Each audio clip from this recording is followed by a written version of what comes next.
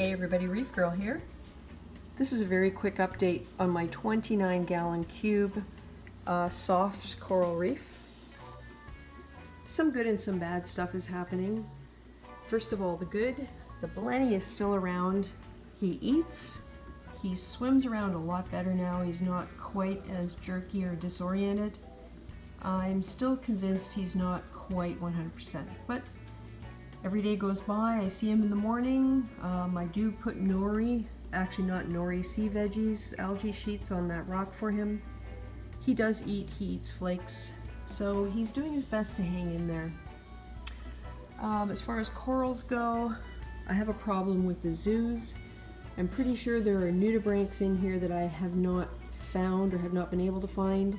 I'm all out of flatworm exit, which from my understanding, from my reading, it does kill nudibranchs, so tomorrow I'm going to be getting some more of that stuff so that I can dose the tank again. Probably because there were eggs that hatched since the last treatment. Toadstool's looking good, has a weird shape, but it seems to be growing. The corals that are doing well are doing really well. That Ricordia is just spreading like mad on that rock.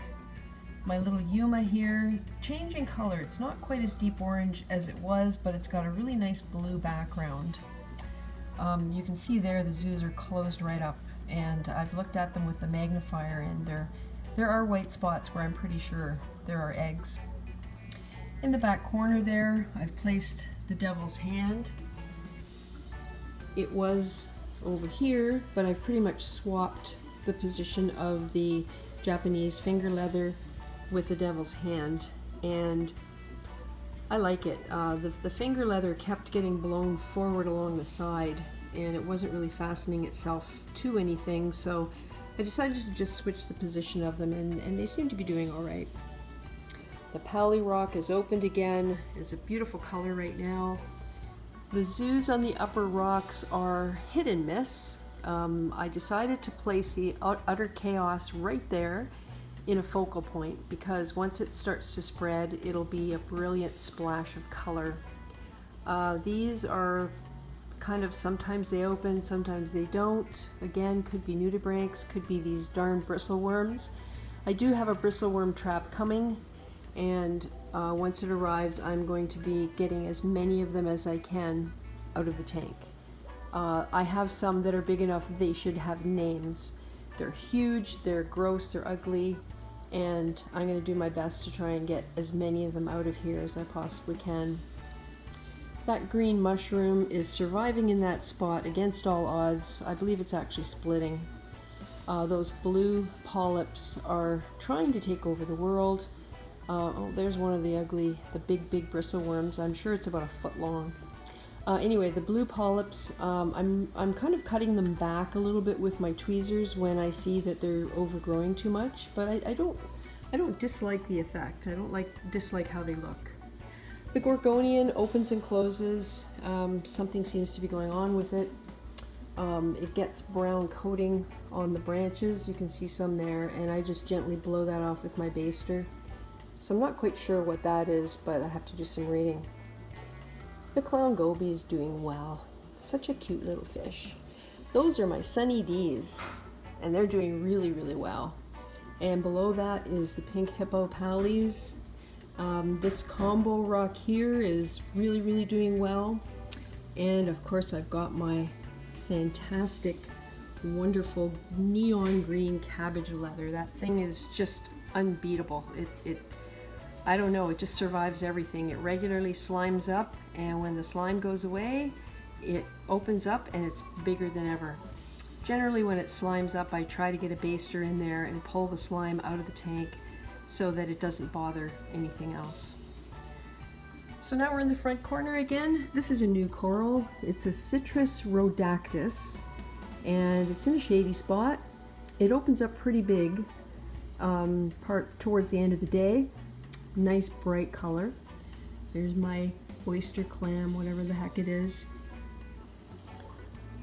So generally I'm not unhappy with how things are going in here, other than the problem with the zoos, which I really do want to try and solve. I don't want to give them up. I don't want to remove them.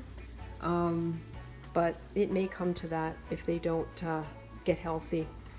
My clownfish hanging out in the cabbage leather up on the glass. That stuff is left over from my very, very first tank. It was fastened to a rock and it grew over onto the glass, and when the rock was taken out, the cabbage leather stayed, and I decided to just leave it. And that's where the clownfish live. They really do like it.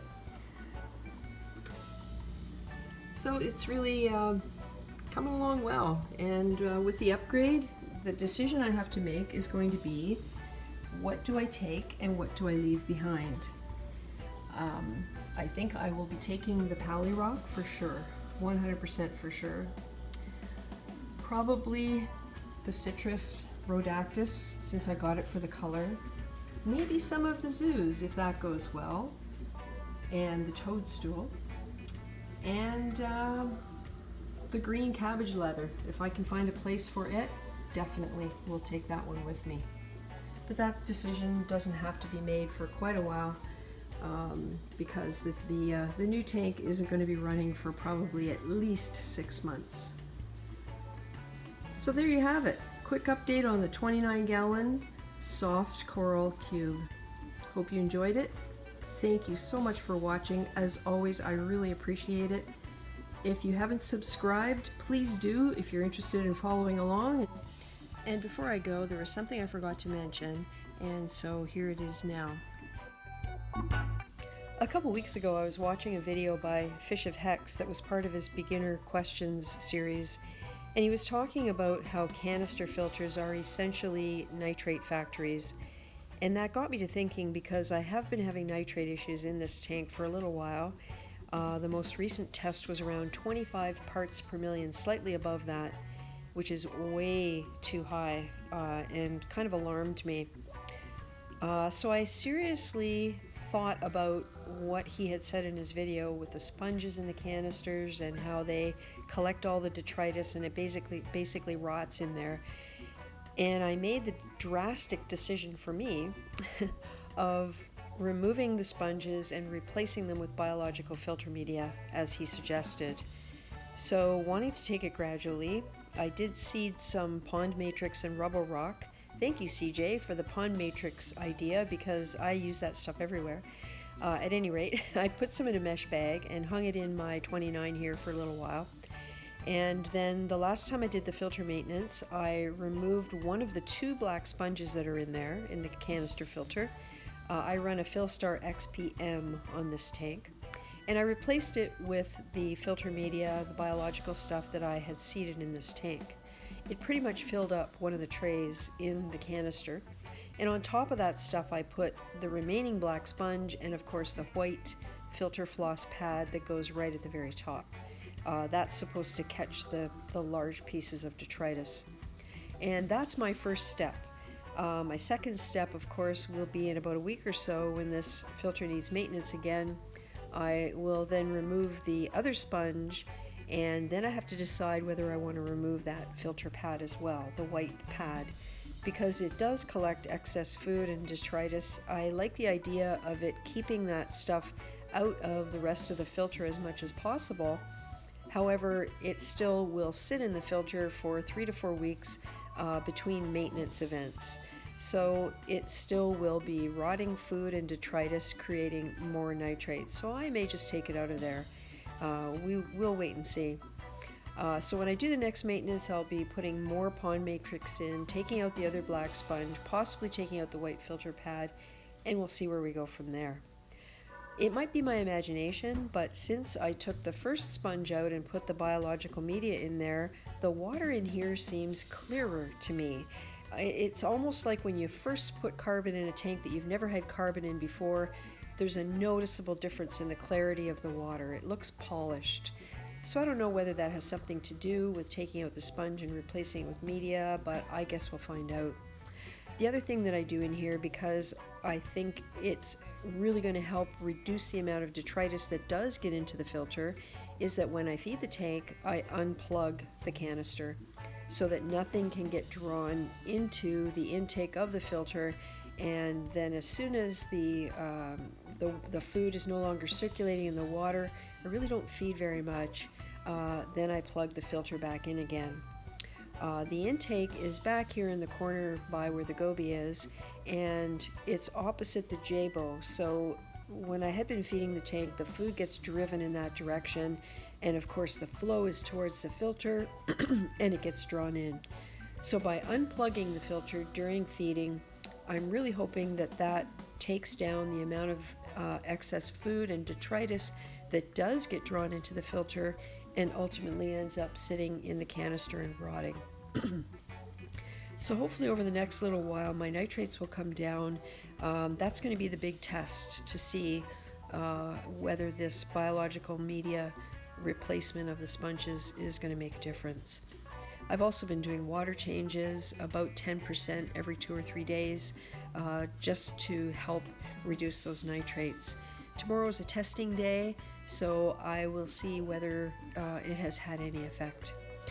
So, I don't want to keep rambling. I do want to say thank you everyone for hanging in with me for right to the bitter end.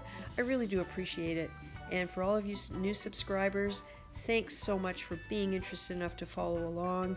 To my existing subscribers, I really appreciate your comments and your support and your advice and hints and tips. So thanks for watching, and we will see you on the next one.